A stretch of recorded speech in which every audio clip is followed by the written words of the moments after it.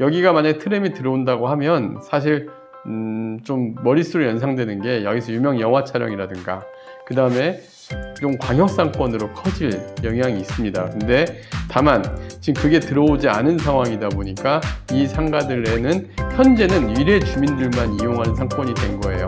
그런데 위례 주민들이 이용하기는 그 상가의 규모가 너무 큰 거죠. 그래서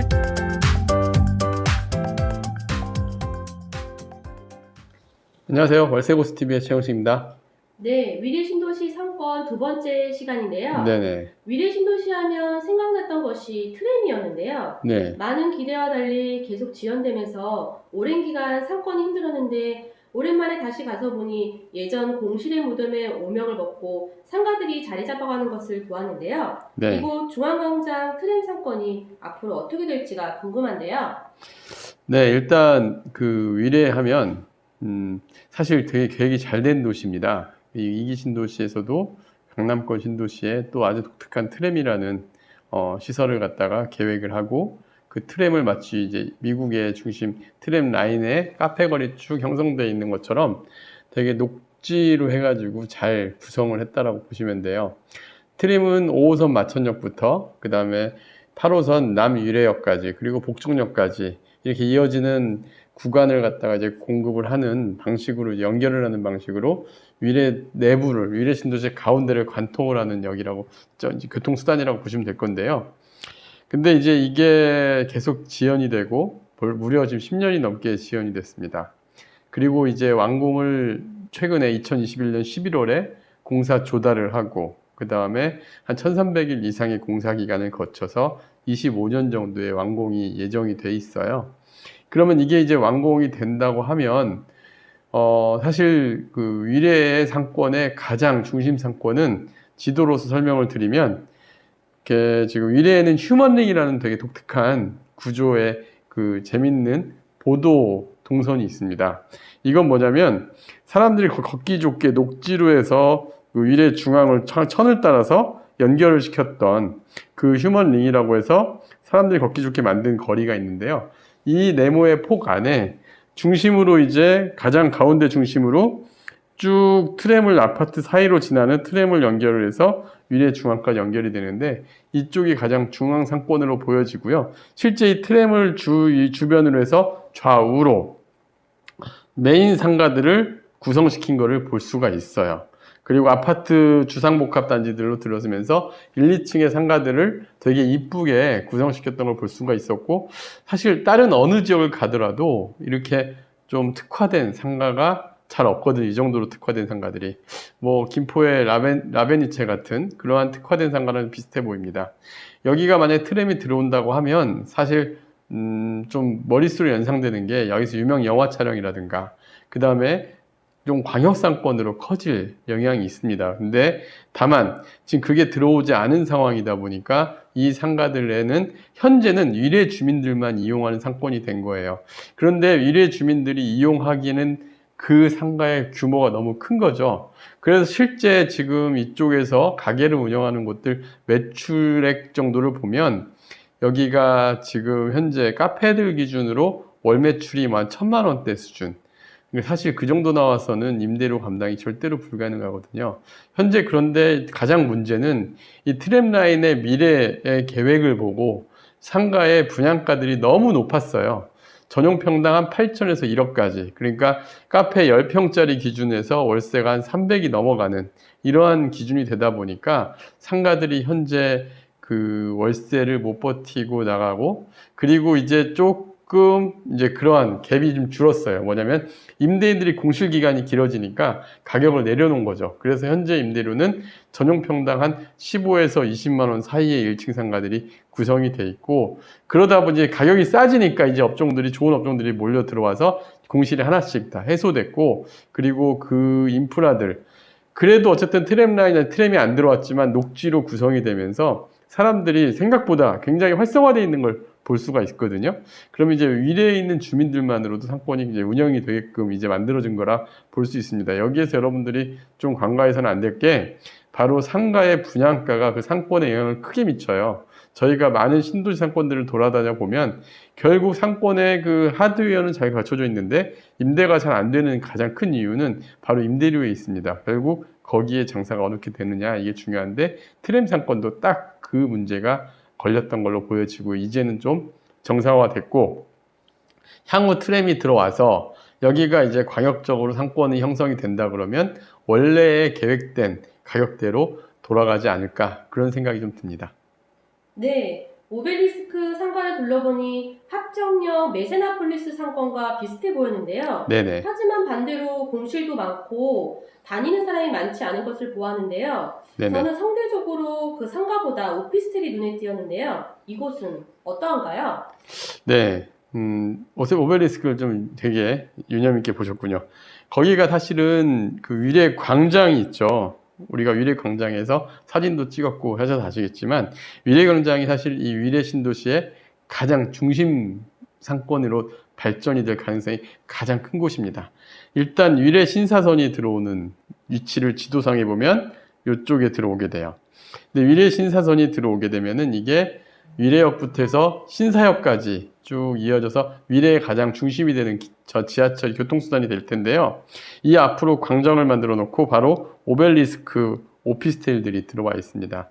그리고 이 오피스텔들의 상가들이 지하의 영화관부터 그 다음에 식당가 형성이 되는데 여기 상가가 공실이 좀 많아 보였던 건 내부 상가들이 되게 많은데 내부 상가는 아까 말씀드렸던 합정역의 메세나폴리스가 가장 비교 대상이 될 겁니다. 그 메세나폴리스처럼 되게 이쁘게 그 안에서도 구성이 돼 있는데 다만 여기에 교통수단이 아직 안 들어오고 트램도 안 돼 있고 이러다 보니까 외부에서 찾아오는 상권이 돼야 되는데 그냥 이 지역만 들어오다 보니 일단 상가 구성이 좀 어려웠던 거고 또 분양가도 상대적으로 높았거든요. 또 하나는 여기가 일단은 지금 현재 동선이 되게 복잡해요. 한번 가보셔서 아시겠지만 2층의 내부로 들어가려면은 안으로 들어가서 그 안에서 뭐 어떤 업종을 찾아가기가 좀 어려운 미로적인 구조로 돼 있어요. 그러다 보니 상가는 좀 공실이 아직까지도 조금 있는 걸 볼 수가 있었습니다.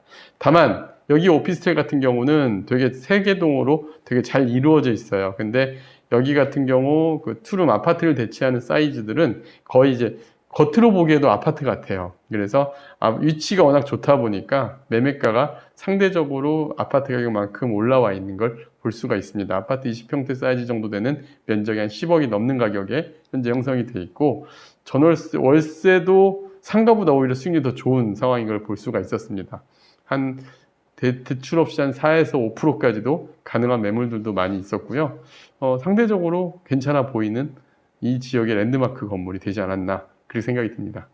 네, 그다음에 8호선 남유래역이 얼마 전에 개통되어서 이곳 상권이 궁금했는데요. 네네. 하지만 막상 가서 보니 대로변 주변과 그 안쪽 상가 현황 차이가 많이 나는 것을 보았는데요. 네. 이곳 상권은 어떠한가요? 네, 지금 8호선 남이래역 주변으로도 상업지역이 되게 형성이 많이 돼 있죠. 지도로 보면 지금 이렇게 상업지역으로 형성되어 있는 걸 보실 수가 있습니다. 그리고 역시나 이 트램 라인을 따라서 쭉 내려오게 되면 이 남이래역과 이제 환승도 할 수 있게끔 계획이 되어 있는 걸로 알고 있는데요. 여기에는 상가주택 블럭이 있어요. 상가주택 블럭 같은 경우는 사실 되게 임대료가 저렴한 상황이에요. 대신 또 업종들도 잘 맞춰져 있습니다. 그리고 상가주택 지역답게 약간 카페거리처럼 형성이 되어 있는 걸 볼 수가 있었어요. 그런데 문제는 여기 상업 지역에 있는 건물들이 이제 실제 이 대로변이 우리가 현장들이 많이 다녀보면 생각보다 대로변들이 되게 힘든 경우가 많아요. 대로변이 잘 되려면 인근이 상업지구가 되게 왕성해지고 거기가 광역상권이 됐을 때 이 대로변에 이제 우리가 안테나샵이라는 그리고 뭐 자동차 매장이라든가 이런 업종들이 들어와줘야 되는데 여기가 아직까지는 그렇게 어려운 상황이에요. 그러다 보니까 대로변이 상대적으로 좀 저렴한 걸 볼 수가 있었고 매매가도 좀 저렴할 뿐만 아니라 그 다음에 이 거래도 좀 쉽지 않은 임대도 좀 쉽지 않은 상황도 볼 수가 있어요. 공실도 좀 많은 걸 우리가 알 수가 있었어요. 그래서 그런 것들을 본다 그러면 오히려 이쪽이 더 어렵지 않았나 생각이 들고요. 제가 보기에도 오히려 상가주택과 맞닿아 있는 쪽은 어느 정도 들어와 있는데 근데 역시도 매매가가 좀 낮게 그러니까 분양가도 이제 많이 할인된 가격에 분양을 한다던가, 향후 미래 가치를 보면 오히려 가격을 저렴하게 할 수 있는 기회로도 보여지는데, 근데 지금은 좀 공실률이 많은 걸 좀 알 수가 있었습니다. 네. 그럼 마지막으로 중앙광장 트램 상권 중에 투자할 만한 물건이 있다면 그 사례로 수익률 좀 분석해 주세요. 네, 저희가 현장을 좀 다니다 보니까 실제 어쨌든 투자하고 연결이 돼야 되잖아요.